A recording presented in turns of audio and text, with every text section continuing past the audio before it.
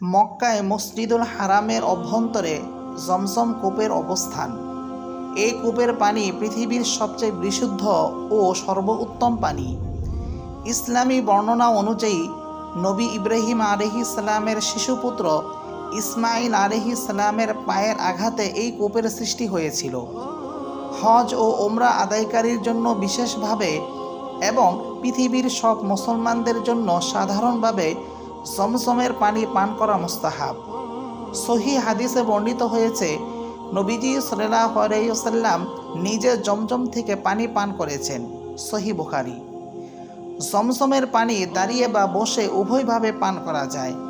সাধারণত পানি পানের সুন্নত পদ্ধতি হলো বসে পান করা, কিন্তু জমজমের পানি নবীজি দাঁড়িয়ে পান করেছেন বলে হাদিসে রয়েছে।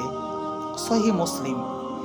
তাই কেউ নবীজির অনুসরণে দাঁড়িয়ে পান করলে অবশ্যই সওয়াব পাবেন। মোল্লা আলী কারি রহমতুল্লাহ আলাইহি সহ প্রমুখ ফকিহ ও হাদিস বিশারদগণ জমজমের পানি দাঁড়িয়ে পান করাকে উত্তম ও আদব বলেছেন, তবে বসে পান করাও জায়েজ। সাধারণত দাঁড়িয়ে পানি পান করতে নিরুৎসাহিত করা হয়েছে হাদিসে, তাই জমজমের পানিও বসে পান করা উত্তম। তাদের মতে জমজমের পানি নবীজি সাল্লাল্লাহু আলাইহি ওয়াসাল্লাম হয়তো কোনো কারণবশত দাঁড়িয়ে পান করেছিলেন। হতে পারে নিচে কাদা বা স্যাঁতসেঁতে ছিল, অথবা জমজমের পানি দাঁড়িয়েও পান করা যায় সেটা বোঝানোর উদ্দেশ্য ছিল। জমজমের পানি পানের গুরুত্বপূর্ণ সুন্নত হলো পুরোপুরিভাবে পরিতৃপ্ত হয়ে পান করা। এছাড়াও কেবলামুখী হওয়া, বিসমিল্লাহ বলা, 3 শ্বাসে পান করা, পরিতৃপ্ত হওয়া, শেষে আলহামদুলিল্লাহ বলা ইত্যাদি জমজমের পানি পানের আদব। জমজমের পানি পান করার সময় আরেকটি বড় কাজ হলো দোয়া করা।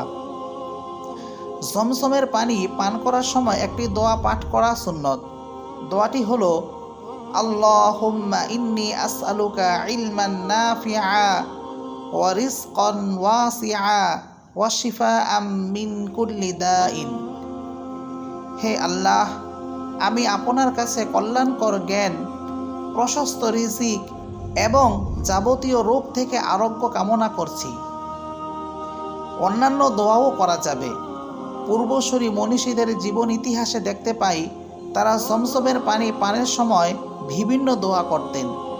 ইবনে হাজার আসকালানি রহমতুল্লাহ আলাইহি জমজমের পানি পান করতেন স্মৃতিশক্তির জন্য। প্রসিদ্ধ মুফাসসির আল্লামা ইবনুল আরাবি রহমতুল্লাহ আলাইহি প্রতিবার জমজমের পানি পানের সময় ইলম ও ইমানের নিয়ত করতেন। হাকিম আবু আবদুল্লাহ রহমতুল্লাহ আলাইহি জমজমের পানি পান করেন উৎকৃষ্ট রচনা সংকলনের নিয়তে। ফলে তিনি ছিলেন স্বীয় যুগের সবচেয়ে ভালো মানের লেখক ও সংকলক। ইবনুল জাজারি রহমতুল্লাহ আলাইহির পিতা 40 বছর পর্যন্ত কোনো সন্তান লাভ করেননি। এরপর পুণ্যবান সন্তান পাওয়ার নিয়তে জমজমের পানি পান করেন। পরে মোহাম্মদ আল জাজারির জন্ম হয়। হাফিজ ইবনে হাজার রহমতুল্লাহ আলাইহি বর্ণনা করেন, ইমাম শাফিঈ রহমতুল্লাহ আলাইহি তীর নিক্ষেপে পারদর্শিতা অর্জনের নিয়তে জমজমের পানি পান করেন। ফলে প্রতি 10টি তীরের 9টি তিনি লক্ষ্যস্থলে পৌঁছে দিতে পারতেন।